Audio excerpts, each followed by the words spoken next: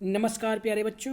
आज हम लोग सीबीएसई बोर्ड के द्वारा निर्धारित 10वीं कक्षा के पाठ्यक्रम हिंदी विषय के अंतर्गत जो आपके विद्यालय में प्री बोर्ड की परीक्षा चल रही है, उस प्री बोर्ड परीक्षा के अंतर्गत प्री बोर्ड परीक्षा प्रथम की उत्तरमाला के संदर्भ में आज हम सब बात करेंगे।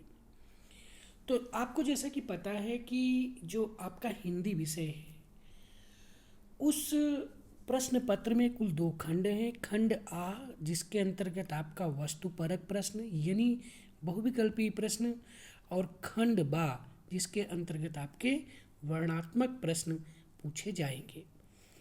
और दोनों खंडों के लिए 40-40 अंक निर्धारित है। तो आइए चलते हैं हम लोग प्री बोर्ड 1 के अंतर्गत जो प्रश्न पूछे गए थे आपके प्री बोर्ड परीक्षा के एग्ज़ाम में, हम लोग उन्हीं प्रश्न पत्रों के आंसर की ओर चलते हैं। तो आप यहाँ पर देखेंगे कि खंड आ वस्तुपरक प्रश्न जो है, इस में पहला प्रश्न है कि निम्नलिखित गद्यांश को ध्यानपूर्वक पढ़कर पूछे गए प्रश्नों के उत्तर लिखिए। तो यहाँ पर जो गद्यांश है, उस गद्यांश को आप स्लाइड को रोक करके पढ़ सकते हैं, उसका अध्ययन कर सकते हैं। इसके अंतर्गत जो प्रश्न पूछे गए हैं, हम सिर्फ उन्हीं प्रश्नों के उत्तर की ओर चर्चा करेंगे। तो पहला प्रश्न है इसमें कि गंगा जल साधारण जल से किस तरह भिन्न होता है। इसके लिए 4 ऑप्शन दिए गए हैं। उसका जल काफ़ी दिनों तक रखने के बाद भी खराब नहीं होता, उसका जल कुछ ही दिनों में सड़ जाता है, उसका जल पीने योग्य नहीं है, उसका जल पीने योग्य है। तो जो इसका सही उत्तर है वह है विकल्प नंबर 1, उसका जल काफ़ी दिनों तक रखने के बाद भी खराब नहीं होता है। प्रश्न नंबर 2 है कि गंगा का उद्गम स्थल क्या है। पर्वत, हिमालय, गंगोत्री, पहाड़। तो जो इसका सही उत्तर है वह है विकल्प नंबर 3, गंगोत्री। प्रश्न नंबर 3 है इसके बाद कि नदी जल में घुले खास पदार्थ क्या योगदान देते हैं। उसे पीने योग्य बनाते हैं, उसमें सड़न पैदा करने वाले कीटाणुओं को पनपने से रोकते हैं, उसमें सड़न पैदा करने वाले कीटाणुओं को पनपने देते हैं, उसे सुगंध युक्त बनाते हैं। तो जो सही उत्तर होगा वह होगा विकल्प नंबर 2, उसमें सड़न पैदा करने वाले कीटाणुओं को पनपने से रोकते हैं। इसके बाद प्रश्न नंबर 4 है कि देवप्रयाग में आकर गंगा किस नदी से मिलती है। भागीरथी, गोमुख, अलकनंदा, गंगोत्री। तो जो इसका सही उत्तर है वह है अलकनंदा। इसके बाद प्रश्न नंबर 5 है कि गद्यांश का उचित शीर्षक होगा। हालांकि ये प्रश्न बहुत ही कन्फ्यूजन उत्पन्न करने वाला है, लेकिन फिर भी आपको ये बताया गया है कि विकल्प जो 4 हैं, उन चारों विकल्प में से आपको ये ध्यान रखना है कि कौन सा विकल्प सबसे ज़्यादा सही होगा। अब जैसे उचित गद्यांश का उचित शीर्षक होगा, गंगा का महत्व, गंगा, गंगोत्री, गोमुख। तो गंगोत्री और गोमुख तो बिल्कुल नहीं होगी। अब आपका जो उचित शीर्षक है वो गंगा भी हो सकता है और गंगा का महत्व, लेकिन जब हम पूरे गद्यांश को पढ़ते हैं तो हमें पूर्ण रूप से ये स्पष्ट होता है कि इस गद्यांश का जो उचित शीर्षक होगा वह होगा गंगा का महत्व। अतः प्रश्न नंबर 5 का विकल्प नंबर 1 सही होगा। इसके बाद अथवा है कि निम्नलिखित गद्यांश को ध्यानपूर्वक पढ़कर पूछे गए प्रश्नों के उत्तर लिखिए। तो यहाँ पर स्लाइड को आप रोक करके इसके गद्यांश को आप पढ़ लेंगे। आइए चलते हैं इसके प्रश्नों की ओर। प्रश्न नंबर 1 है कि कुशल श्रमिक समाज का निर्माण करने के लिए क्या आवश्यक है। व्यक्ति की क्षमता को इस सीमा तक विकसित करना जिससे वह अपने पेशे का चुनाव स्वयं कर सके। व्यक्ति की क्षमता को इस सीमा तक विकसित करना जिससे वह अपने पेशे का चुनाव स्वयं ना कर सके। व्यक्ति की क्षमता को इस सीमा तक विकसित करना जिससे उसके पेशे का चुनाव दूसरे ना कर सके। व्यक्ति की क्षमता को इस सीमा तक विकसित करना जिससे उसके पेशे का चुनाव दूसरे कर सके। तो जो इसका सही विकल्प होगा वो होगा विकल्प नंबर 1 कि व्यक्ति की क्षमता को इस सीमा तक विकसित करना जिससे वह अपने पेशे का चुनाव स्वयं कर सके। प्रश्न नंबर 2 है कि जाति प्रथा के सिद्धांत का दूषित विचार है। उसके पेशे का उसके द्वारा निर्धारण करना, उसके पेशे को निश्चित करना, उसके पेशे का उसके जन्म से पूर्व निर्धारण करना, उसके पेशे को अपर्याप्त करना। तो जो सही उत्तर है वह है उसके पेशे का उसके जन्म से पूर्व निर्धारण करना। प्रश्न नंबर 3 है कि हिंदू धर्म की जाति प्रथा किसी भी व्यक्ति को कौन सा पेशा चुनने की अनुमति नहीं देती जो उसका पैतृक पेशा न हो, जिसमें वह परंपरागत न हो, जो उसका पैतृक पेशा हो जिसमें वह परंपरागत ना हो। तो इसका सही उत्तर होगा कि जो उसका पैतृक पेशा ना हो। इसके बाद प्रश्न नंबर 4 है कि कौन सा विभाजन मनुष्य की रुचि पर आधारित है? जाति प्रथा, जाति विभाजन, श्रम विभाजन, उपरोक्त में से कोई नहीं। तो जो इसका सही जवाब होगा वह होगा विकल्प नंबर 3, श्रम विभाजन। प्रश्न नंबर 5 है कि प्रतिकूल परिस्थिति में व्यक्ति पेशा बदलने की स्वतंत्रता ना मिलने पर क्या हो सकता है? उसके भूखे मरने की नौबत आ सकती है, उसके पेशा बदलने की नौबत आ सकती है, उसके जाति बदलने की नौबत आ सकती है, उसके श्रम करने की नौबत आ सकती है। तो जो इसका सही उत्तर होगा वो होगा कि उसके भूखे मरने की नौबत आ सकती है। इसके बाद प्रश्न नंबर 2 है कि निम्नलिखित काव्यांश को ध्यानपूर्वक पढ़कर नीचे दिए गए प्रश्नों के उत्तर दीजिए। तो यहाँ पर जो काव्यांश है उसका आप स्लाइड को रोक करके पढ़ सकते हैं और उसके नीचे जो प्रश्न दिए गए हैं हम लोग इस प्रश्न के उत्तर के विषय में जानते हैं। तो इसका पहला प्रश्न है कि जेठ का महीना कवि को बाधित क्यों नहीं कर रहा है? क्योंकि वह अपने काम में मग्न है, क्योंकि काम करना उसकी आदत बन चुका है, क्योंकि उसकी दशा दीनहीन है, क्योंकि उसने विष का घूंट पिया है। तो जो सही उत्तर होगा वह होगा क्योंकि वह अपने काम में मग्न है। कवि की दशा कैसी है? उसकी दशा अच्छी है, वह इंद्र पद पर आसीन है, वह पेट भरने लायक भी नहीं कमा पाता, वह सुखी है। तो जो सही उत्तर होगा वो विकल्प नंबर 3 होगा कि वह पेट भरने लायक भी नहीं कमा पाता है। प्रश्न नंबर 3 है कि उसने बड़े से बड़े लोगों को भी अपना कष्ट क्यों नहीं बताया? क्योंकि किसी ने उसे नहीं समझा, क्योंकि वह अपने काम में तल्लीन था, क्योंकि वह किसी को नहीं जानता, क्योंकि उसके पास समय नहीं था। तो जो सही उत्तर होगा वो होगा विकल्प नंबर 2 क्योंकि वह अपने काम में तल्लीन था। प्रश्न नंबर 4 है कि उसने जीवन को कैसे जिया? विष का घूंट पीकर, पानी का घूंट पीकर, अमृत का घूंट पीकर, दूध का घूंट पीकर। तो सही उत्तर है वह है विष का घूंट पीकर। प्रश्न नंबर 5 है कि मजदूर की दशा देखकर कवि को क्या लगता है? वह बहुत प्रसन्न है, वह बहुत उदास है, वह बहुत दुखी है, उसकी दशा में सुधार होगा। तो जो सही उत्तर है वह है कि उसकी दशा में सुधार होगा। अपने गद्यांश के अंतर्गत ही अथवा है, अथवा में जो है गद्यांश है, इस कविता को आप पढ़ लीजिएगा। इसका जो पहला प्रश्न है वह है कि कवि को आज की दुनिया विचित्र और नवीन क्यों लग रही है? क्योंकि आज मानव ने सभी क्षेत्रों पर विजय प्राप्त की है,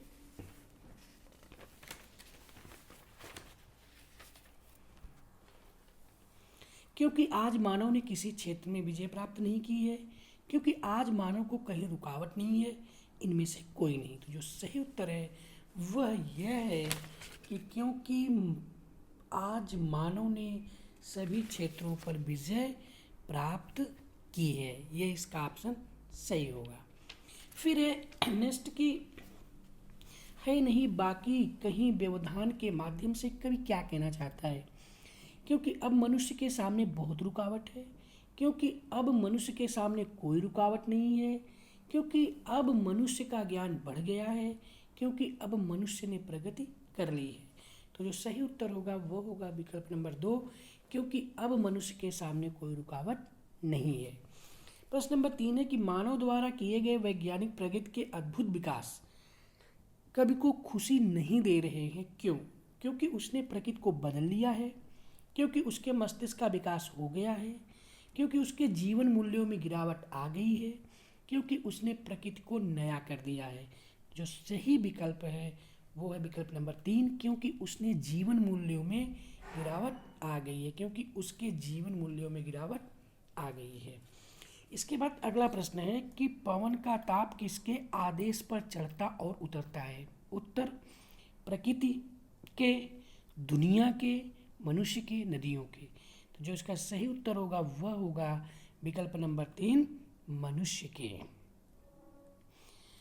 प्रश्न नंबर 5 है कि अपूर्व शब्द में प्रयुक्त उपसर्ग छोटा आ, बड़ा आ, पूर्व, पू। तो जो इसका सही उत्तर है वो होगा विकल्प नंबर 1, आ।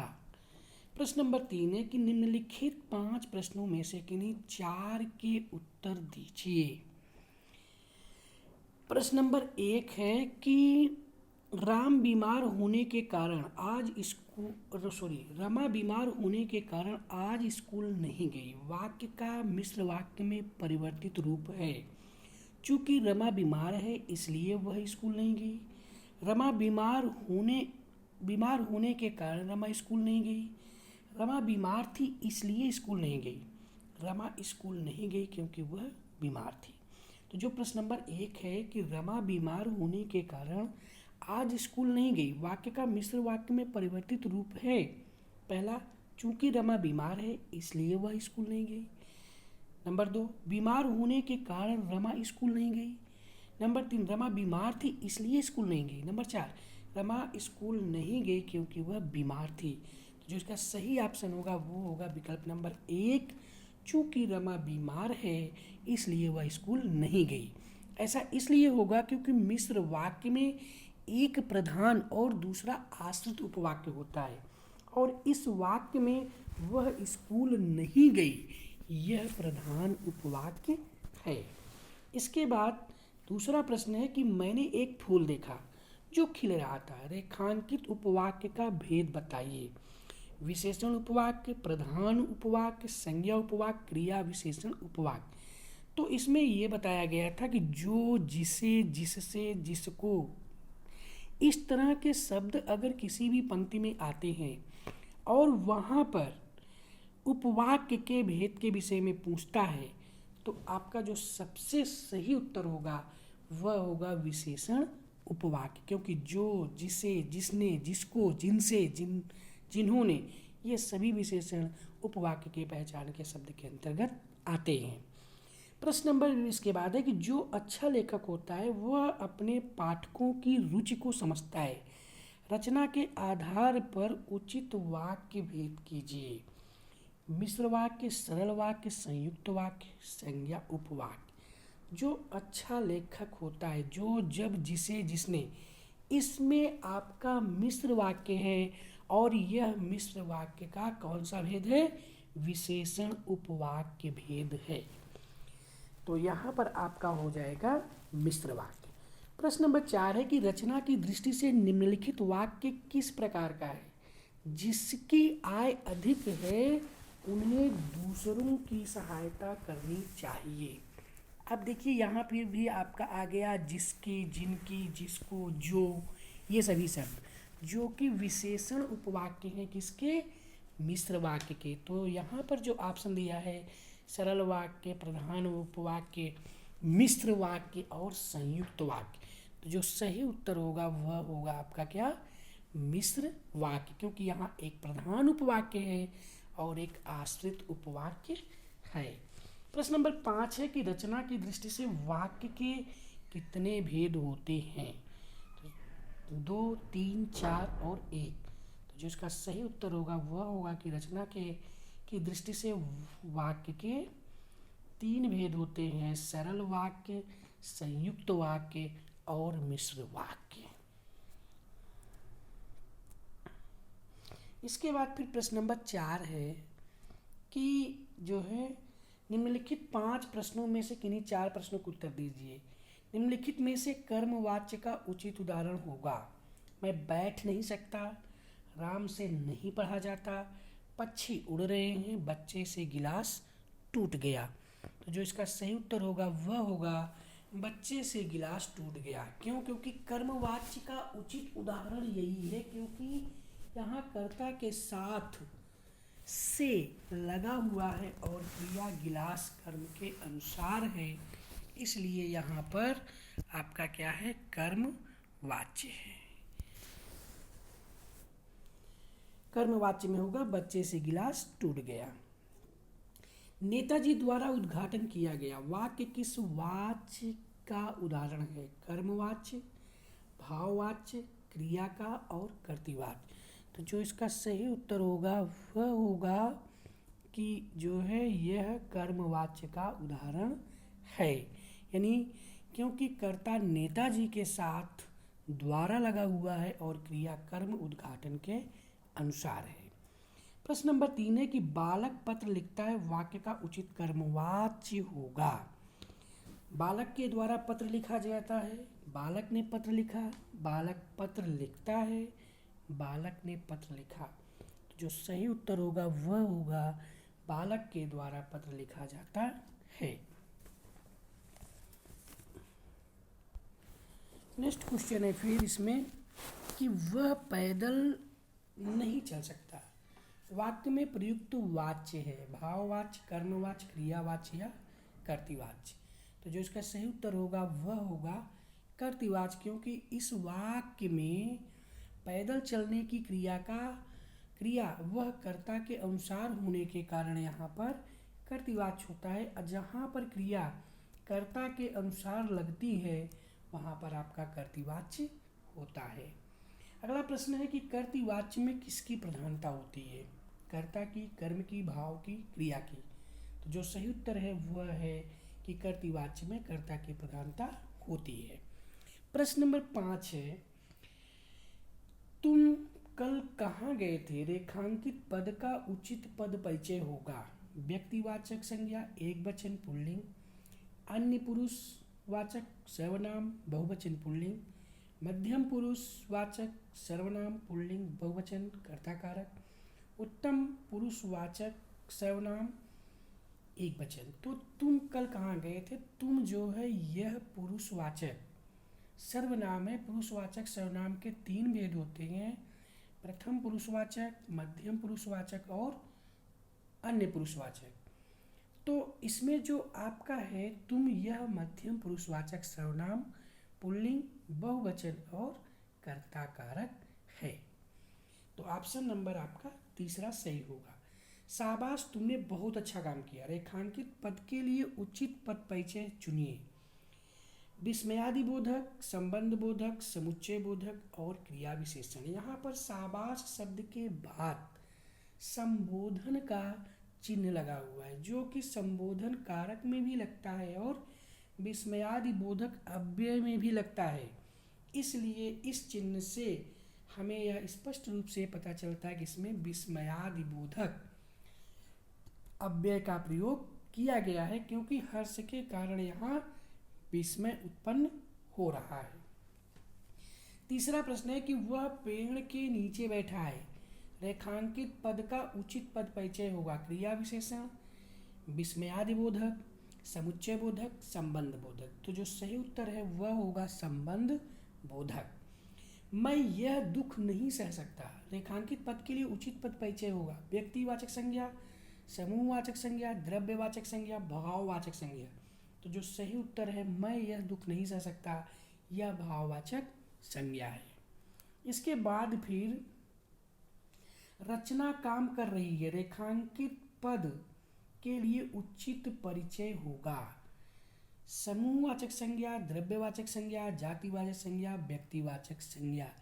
रचना काम कर रही है, यहाँ पर रचना एक व्यक्ति विशेष का नाम है और व्यक्ति विशेष का नाम होने के कारण यहाँ पर व्यक्तिवाचक संज्ञा का प्रयोग किया गया है। तो यहाँ पर व्यक्तिवाचक संज्ञा होगी। अगला प्रश्न है आपके रस से संबंधित कि विभाव, अनुभाव और संचारी भाव की सहायता से रस रूप में क्या परिवर्तित हो जाता है। तो आपको पता है कि विभाव, अनुभाव, संचारी भाव के साथ साथ एक चौथा तत्व रस का है अस्थाई भाव। तो जो विभाव, अनुभाव, संचारी भाव की सहायता से रस अस्थाई भाव के रूप में परिवर्तित हो जाता है। तो यहाँ पर सही उत्तर होगा विकल्प नंबर 4 अस्थाई भाव। वीर रस का अस्थाई भाव कौन सा है? क्रोध, हास, उत्साह, शोक। तो ये बहुत सरल प्रश्न है, इसका आंसर है आपका वीर रस का स्थायी भाव उत्साह है। तीसरा प्रश्न है कि नाक तमंचे जैसी इसकी उसकी नाक दुनाली, किसी किसी की भरी भरी सी, किसी किसी की खाली।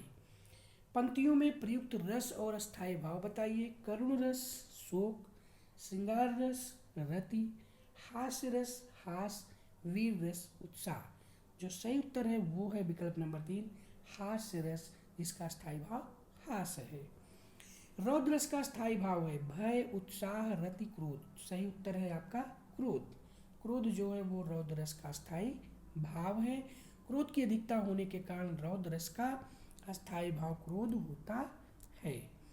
फिर है हास्य रस का उपयुक्त उदाहरण कौन सा है। मैया मोरी मैं नहीं माखन खायो, ये आपका वात्सल्य रस है। लाला की लाली यूं बोली सारा खाना ये चर जाएंगे, जो बच्चे भूखे बैठे हैं क्या पंडित जी को खाएंगे। तो इस पंक्ति में आपका जो है हास्य रस है, क्योंकि इस पंक्ति को पढ़ने से हंसी की भावना उत्पन्न होती है। यहाँ पंडित जी पर अधिक खाना खाने के लिए व्यंग किया जा रहा है, इसलिए यहाँ पर हास्य रस है। बढ़े चलो वीर तुम बढ़े चलो, यह वीर रस का आपका उदाहरण है। हाँ सही न जाती मुझसे अब आज भूख की ज्वाला, यहाँ पर आपका शोक रस है, करुण रस यहाँ पर है। इसके बाद प्रश्न नंबर 7 है कि निम्नलिखित गद्यांश को ध्यानपूर्वक पढ़कर पूछे गए प्रश्नों के उत्तर दीजिए। अब ये जो स्लाइड है, स्लाइड को रोक करके आप इसके गद्यांश को पढ़ सकते हैं वहाँ पर।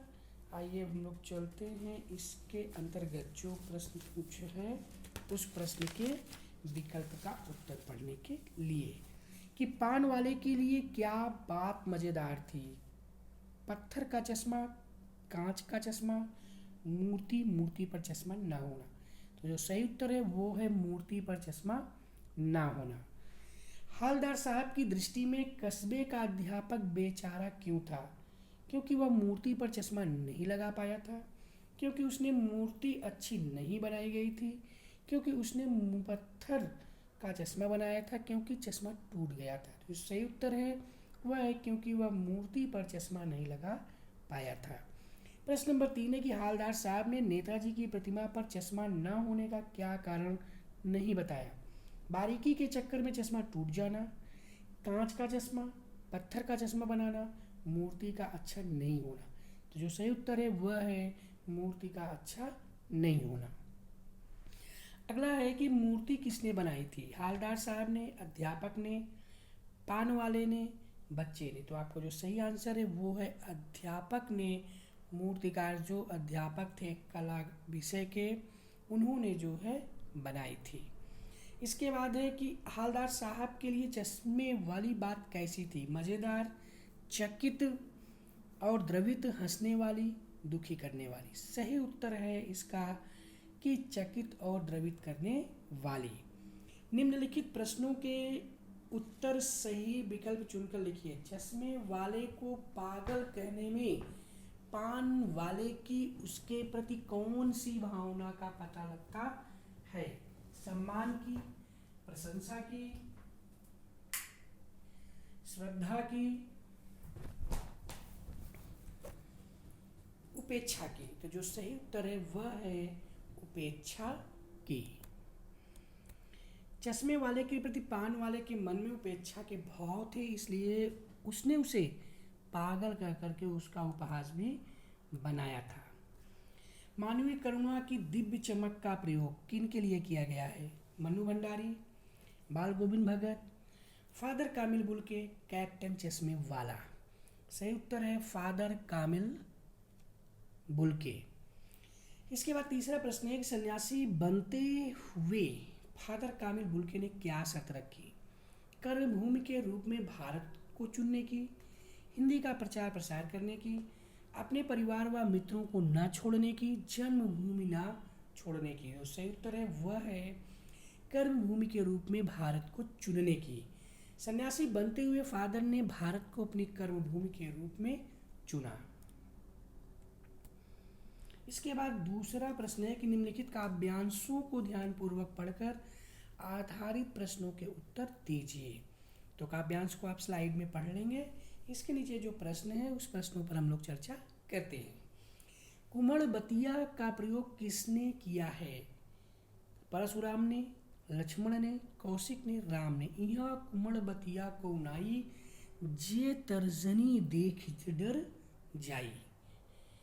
तो ये जो है कुमड़बतिया शब्द का प्रयोग लक्ष्मण जी ने किया था, क्योंकि परशुराम जी बार बार उन्हें अपना फरसा दिखाकर भयभीत करना चाहते थे।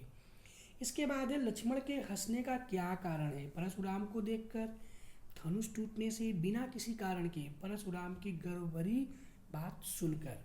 जो सही उत्तर है वह है परशुराम की गर्व भरी बातों को सुनकर। मुनीस किसके लिए प्रयोग किया गया है। परशुराम, राम, लक्ष्मण और मुनि। तो जो सही उत्तर है वह है परशुराम जी के लिए। लक्ष्मण परशुराम पर वार क्यों नहीं कर रहे हैं। क्रोधित होने के कारण, अस्त्र शस्त्र होने के कारण, ब्राह्मण होने के कारण, शक्तिशाली होने के कारण। तो जो इसका सही उत्तर है वह है ब्राह्मण होने के कारण। प्रश्न नंबर 10 है, निम्नलिखित प्रश्नों के पांचवा प्रश्न है कि लक्ष्मण ने परशुराम की बोली को कैसा कहा। अत्यंत कठोर, मधुर, व्यंग, व्यर्थ। लक्ष्मण ने परशुराम की बोली को अत्यंत कठोर कहा। इसके बाद प्रश्न नंबर 10 है कि निम्नलिखित प्रश्नों के उत्तर सही विकल्प चुनकर दीजिए। यहाँ कोई छुई मुई का फूल नहीं है जो तुम्हारी तर्जनी देखकर डर जाए। यह कथन किसका है। राम, लक्ष्मण, संपूर्ण सभा, विश्वामित्र। तो जो ये कथन है यह है लक्ष्मण जी का। स्त्री जीवन का बंधन कवि ने किसको बताया है। गृहस्थ जीवन को, उपर्युक्त सभी, माता और पिता, वस्त्र और आभूषण। तो जो वस्त्र और आभूषण है इसे स्त्री जीवन का बंधन कवि ने बताया है। इसके बाद खंड बा है। खंड बा वर्णनात्मक प्रश्न। इसमें प्रश्न नंबर 11 के अंतर्गत पहला प्रश्न है कि उनका बेटा बीमार है, इसकी खबर रखने की लोगों को कहाँ फुर्सत। पंक्ति में आधुनिक युग के मानव की किस मानसिकता पर व्यंग किया गया है। तो जो इसका उत्तर है वह यह है कि इस पंक्ति द्वारा लेखक ने मानव की उस स्वार्थी प्रवृत्ति की मानसिकता पर व्यंग किया है जिसमें उसे अपने सिवाय दूसरा कोई नहीं नजर ही नहीं आता है।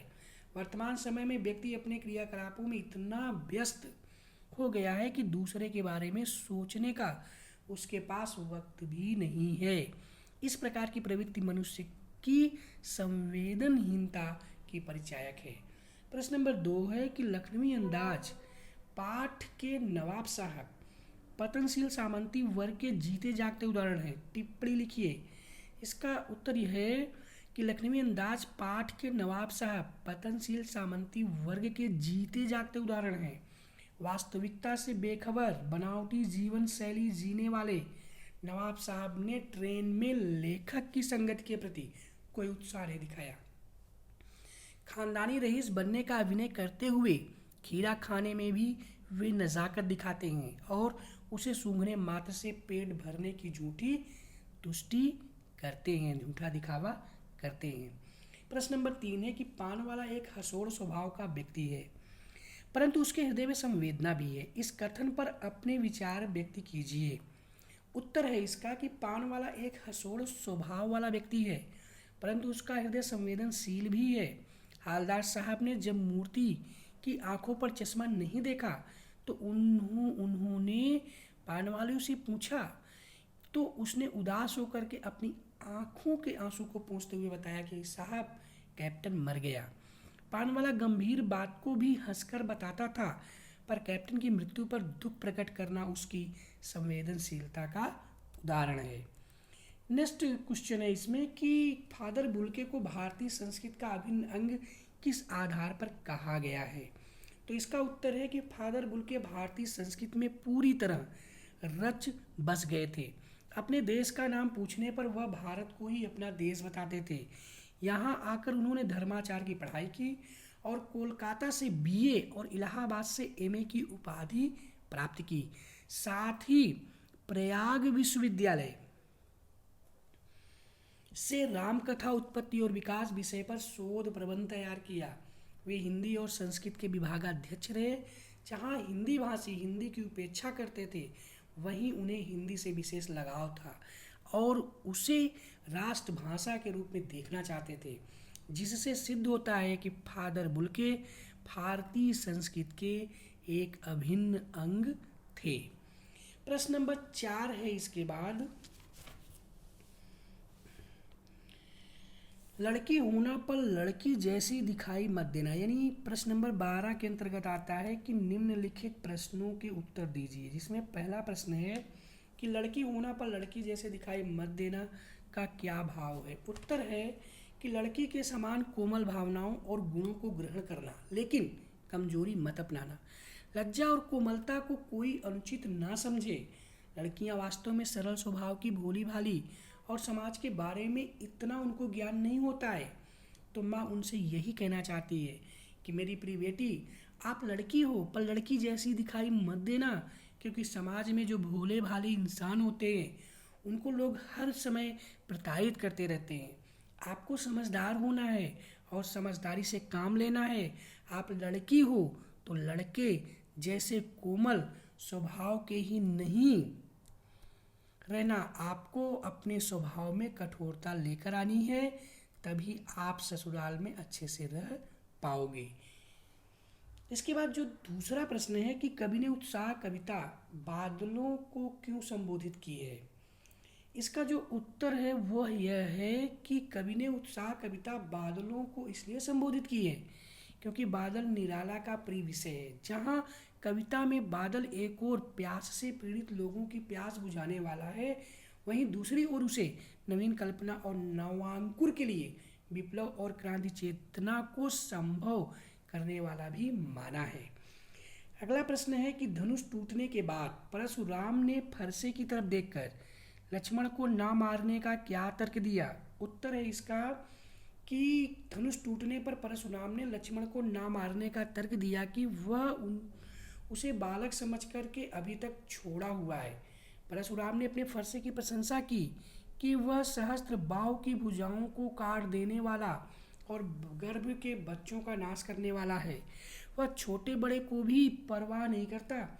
भगवान परशुराम आगे लक्ष्मण से कहते हैं कि अगर आपने इसी उदंडता से और बात की तो मैं इस फरसे से तुम्हारा सर धड़ से अलग कर दूंगा।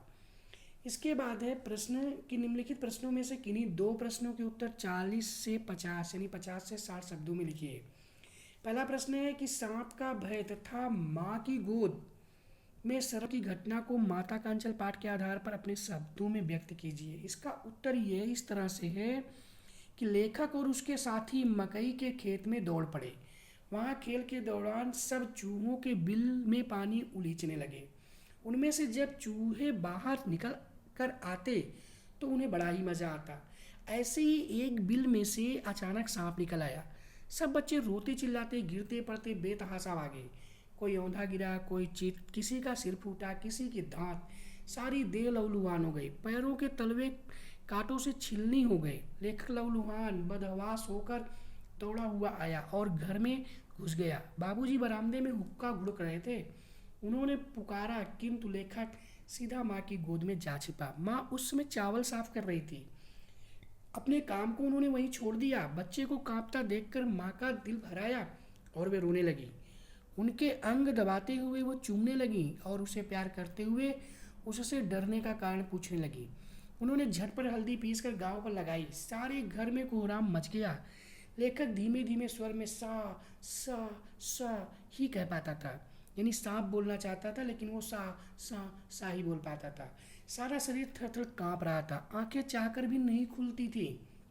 माँ उसे बड़े लाड से गले लगाए हुई थी। बाबूजी ने दौड़कर उसे अपनी गोद में लेना चाहा, किंतु लेखक ने माँ का आंचल नहीं छोड़ा।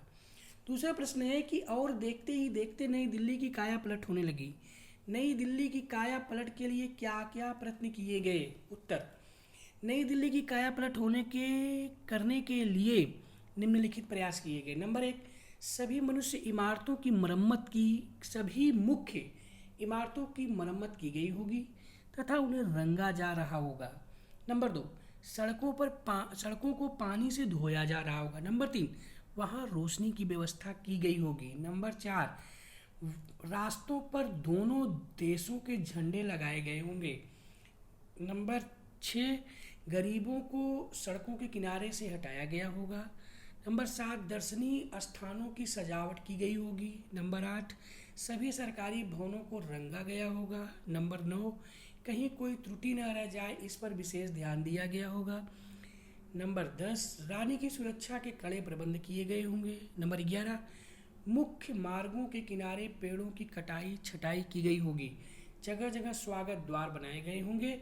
सरकारी भवनों पर दोनों देशों के ध्वज लगाए गए होंगे। तीसरा प्रश्न है इसके बाद इसमें कि ऐसा कौन सा दृश्य लेखिका ने देखा जिसने उनकी चेतना को झकझोर डाला। साना साना हाथ जोड़ी पाठ के आधार पर संक्षेप में लिखिए। तो जो इसका सही उत्तर है वो ये है कि प्रकृति के अनुपम सौंदर्य के अलौकिक आनंद में डूबी लेखिका को कई दृश्य झकझोर गए। लेखिका जब प्रकृति के अलौकिक सौंदर्य में डूबी हुई थी उसी समय उसका ध्यान पत्थर तोड़ती पहाड़ी औरतों पर गया। उसके शरीर तो गूथे हुए आटे के समान कोमल थे, किंतु उनके हाथों में कुदाल और हथौड़े थे। उनमें से कुछ की पीठ पर बंधी एक बड़ी टोकरी में उनके बच्चे भी थे। इतने स्वर्गीय सौंदर्य के बीच मातृत्व और श्रम साधना के साथ भूख, मौत, दैन्य और जिंदा रहने की जंग जो पहाड़ों में रास्ता बनाने वाली ये श्रमिक औरतें झेल रही थीं, बर्फ से ढके आधे हरे काले पहाड़ जिन पर ताजी बर्फ का पाउडर छिड़का गया हो चिकने चिकने गुलाबी पत्थरों के बीच इठलाकर बहती चांदी की तरह चमकती बनी ठनी तीस्ता नदी और दूध की धार की तरह झरझर गिरते जलप्रपात प्राकृतिक सौंदर्य में इन दृश्यों के ने लेखिका की चेतना को झकझोर डाला। इसके बाद अगला प्रश्न है कि निम्नलिखित में से किसी एक विषय पर 80 से 100 शब्दों में अनुच्छेद लिखिए। पहला प्रश्न है कंप्यूटर हमारा मित्र विषय पर दिए गए संकेत बिंदुओं के आधार पर अनुच्छेद लिखिए। यहाँ पर करना ये था कि आप जो है कि कंप्यूटर हमारा मित्र है इस विषय पर संकेत बिंदु दिए हैं, जैसे कंप्यूटर क्या है, कंप्यूटर विद्यार्थियों के लिए उपयोगी कितना है, कंप्यूटर पर आप अपने सुझाव दीजिए, कंप्यूटर हमारा मित्र किस तरह से।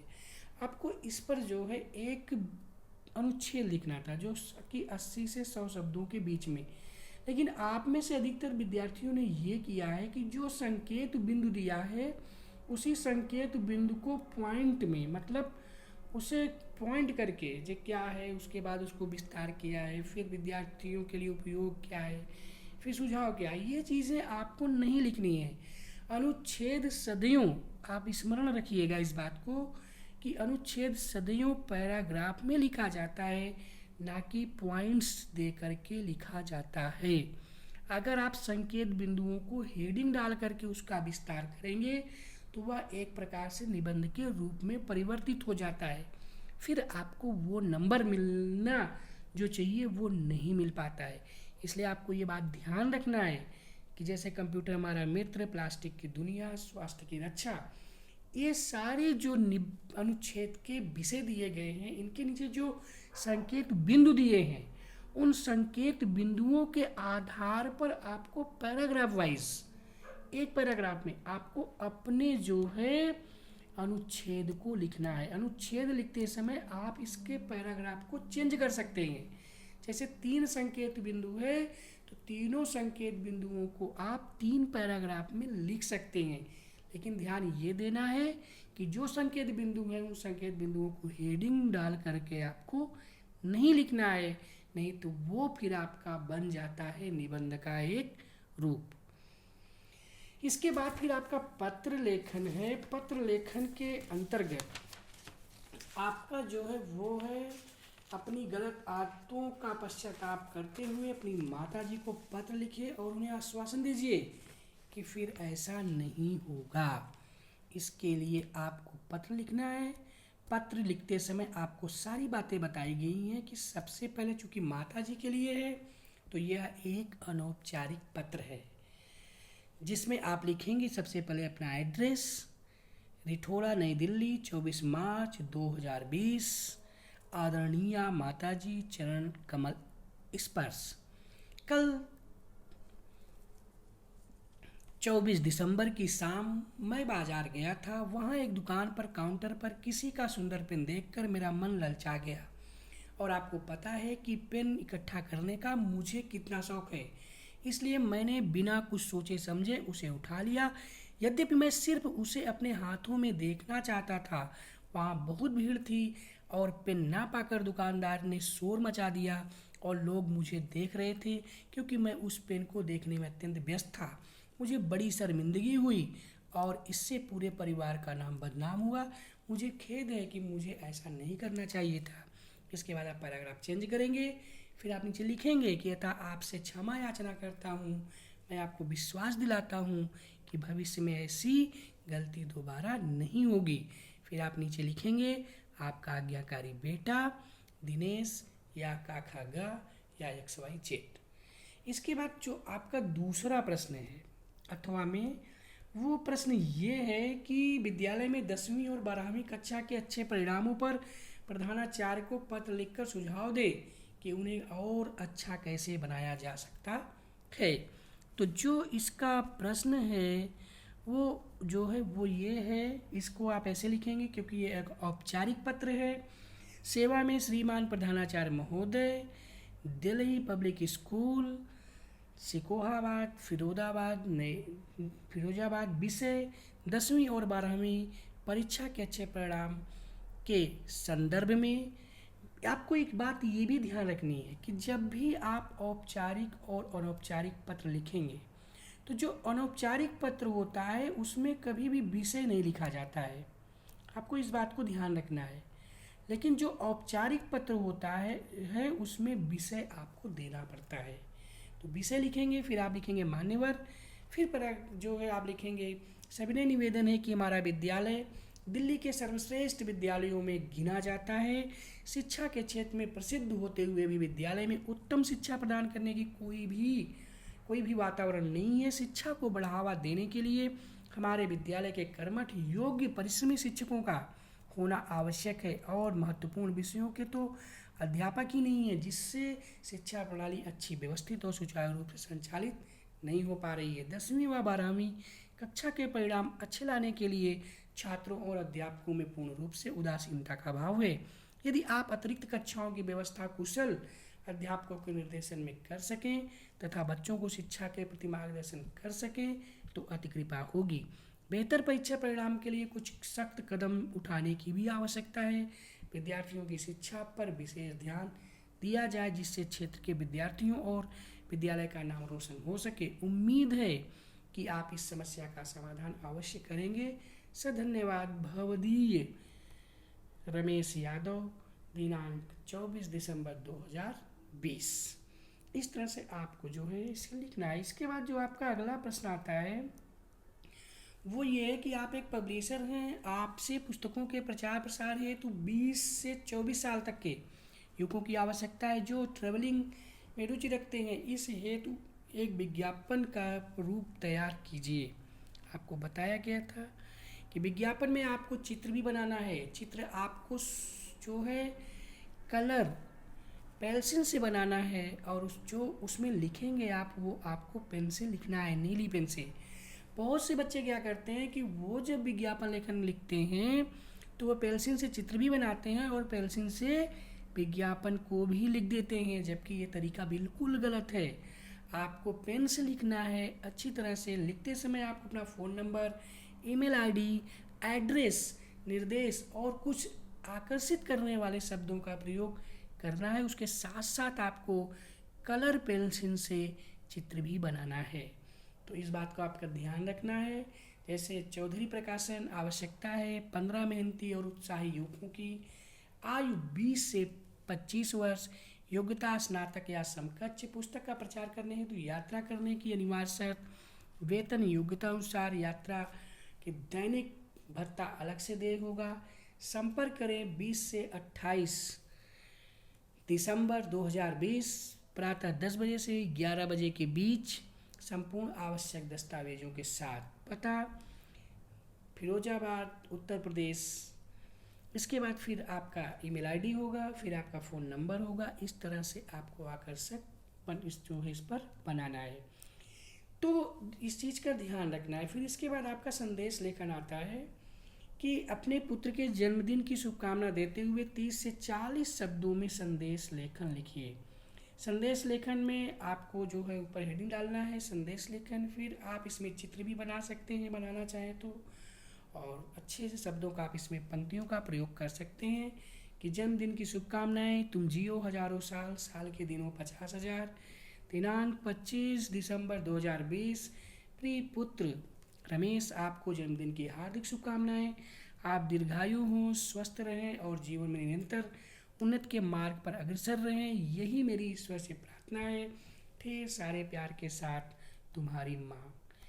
अथवा में आपका दूसरा जो है वो है कि आप गिरीश हैं, किसी शर्मा जी का फ़ोन आया है, वह आपके माता जी से बात करना चाहते हैं, लेकिन आपकी माता जी घर पर नहीं है। इस विषय को ध्यान में रखते हुए 30 से 40 शब्दों में संदेश लेखन लिखिए। तो आप लिखेंगे संदेश लेखन 24 दिसंबर 2020 प्रातः 10:30 बजे। आदरणीय माता जी, कुछ समय पहले शर्मा अंकल जी का फ़ोन आया था, आप घर पर उपस्थित नहीं थी। मैंने फ़ोन उठाया, उन्होंने कहा कि जैसे ही आप आएँ मुझसे फ़ोन पर बात अवश्य करें।